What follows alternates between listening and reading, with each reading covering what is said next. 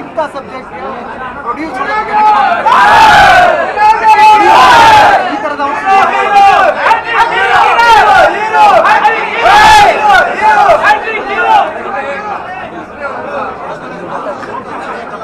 So ಅದು ರಮೇಶ್ ರೆಡ್ಡಿ ಅವರು ನಿಜ ಥ್ಯಾಂಕ್ಸ್ ಮೊದಲೇ ಹೇಳಿದೆ ಭಾಳ ಅದ್ಭುತವಾಗಿ ಅದಕ್ಕೆ ಅಪ್ಪಾಜಿ ನಿರ್ಮಾಪಕ ಅನ್ನದಾತರು ನಿಜವಾದ ಅನ್ನದಾತರು ಎಷ್ಟು ಜನ ಎಷ್ಟು ಖುಷಿಯಲ್ಲಿದ್ದೀವಿ ತುಂಬಾ ಚೆನ್ನಾಗಿ ಬದುಕಿ ಅಂತಿರುವಂಥದ್ದು. ಬಟ್ ಇವತ್ತಿನ ಪರಿಸ್ಥಿತಿ ತುಂಬಾ ಚೆನ್ನಾಗಿದೆ. ಸಿನಿಮಾ ಸೋಷಿಯಲ್ ಮೀಡಿಯಾದಲ್ಲಿ ಒಂದಷ್ಟು ನೋಡ್ತಾ ಇರ್ತೀವಿ ಎಲ್ಲ ದೇಶದ ಸೂರ್ಯೋದಯ ಜಾಸ್ತಿನೇ ಇರುತ್ತೆ. ತುಂಬಾ ಹೆಣ್ಣು ಮಾಡ್ತಾರೆ ತುಂಬಾ ಚೆನ್ನಾಗಿ ಸಿಂಪಲ್ ಅವ್ರಿಗೆ ಅಲ್ಲೇ ಆನ್ಸರ್ ಸಿಗುತ್ತೆ. ಯಾಕಂದ್ರೆ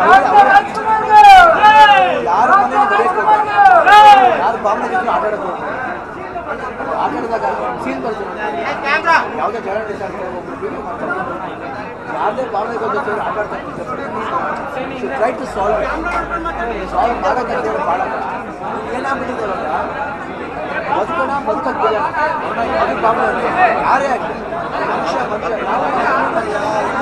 ಪಿಕ್ಚರ್ ಚೆನ್ನಾಗಿಲ್ಲ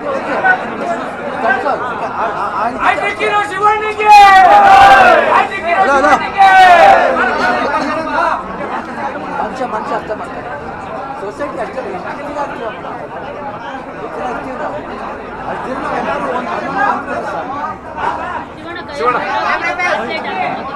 ಒಂದು ಏನಾದ್ರೂ ಈ ರೋಲ್ ನೋಡ್ಬಿಟ್ರೆ ಯಾರಾದ್ರೂ ಚಕ್ರವರ್ತಿ ಶಿವಣ್ಣಿಗೆ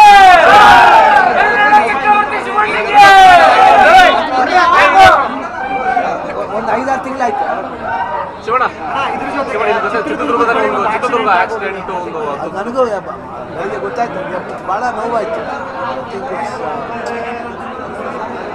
ಏನು ಹೇಳೋಕ್ಕಾಗಲ್ಲ.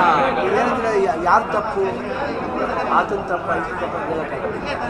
ಇವತ್ತು ಅವ್ರ ಆತ್ಮ ಎಲ್ಲರ ಆತ್ಮಕ್ಕೂ ಶಾಂತಿ ಸಿಗ್ತದೆ. ಯಾಕೆಂದರೆ ಅವರು ಹೇಳೋದು ಈಸಿ ಆತ್ಮಕ್ಕೆ ಶಾಂತಿ ಸಿಗುತ್ತೆ ಹೇಳೋದು ದುಃಖ ಅದನ್ನು ಎಲ್ಲರಿಗೂ ಬರುತ್ತೆ ಹೋಗುತ್ತೆ. ಬಟ್ ಕ್ರಮೇಣ ಇದು ಆ ದುಃಖ ಕಮ್ಮಿ ಆಗಿ ಹೋಗುತ್ತೆ.